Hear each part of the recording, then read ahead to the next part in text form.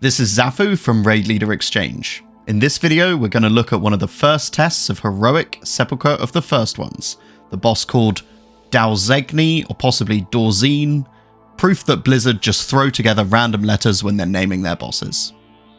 Dausegne or possibly Dausegne is a simple one-phase encounter that increases in difficulty as the fight goes on.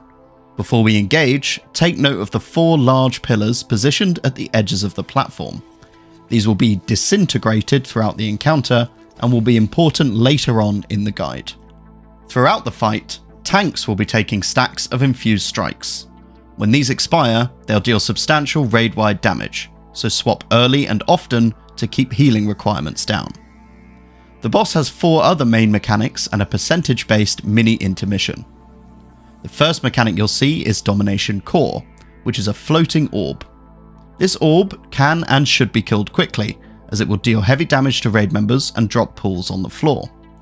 These pools persist for 2 minutes, deal heavy shadow damage if you stand in them, and expand during the intermissions, so it's important that the orb is positioned in such a way that the puddles don't block access to other areas of the room later on. The second is Staggering Barrage. This is a targeted attack that fires 3 missiles at a random player. The damage from these, which is pretty heavy, can be split between all players in the path.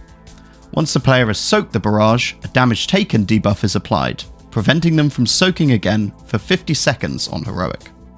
Helpfully on PTR, this ability could actually target players that had already soaked, forcing us to use our combat reses on those people.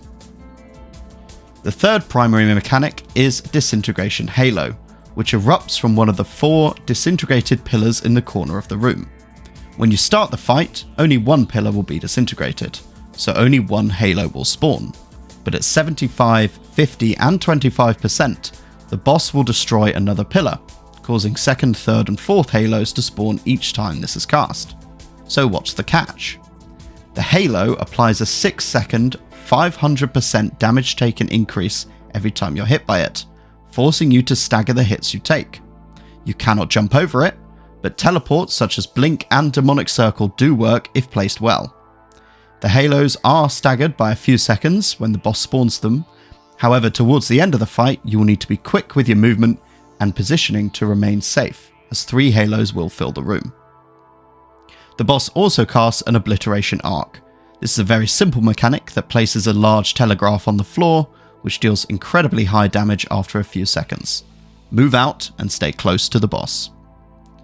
At 75, 50 and 25%, the boss will cast Teleport and move to a pillar.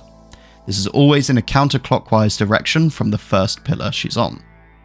A shield will go up, which you will need to DPS through, and the boss will deal high ticking damage to the raid until that shield is broken. Once you finish it, the pillar that she's at will disintegrate and the fight will continue as before. During testing, the teleport was actually a very low priority spell, meaning sometimes we could push the boss almost 5% before it finally decided to move to the pillar. As the fight moves on, you'll be dodging more halos, navigating more puddles, and taking more damage. The Dungeon Journal also references an enrage mechanic where the boss chain casts Disintegration Halo after all 4 pillars have been destroyed. We pushed to this point once on the PTR, but we didn't see it working. Thanks for watching this preview, and I'll see you all in the next one.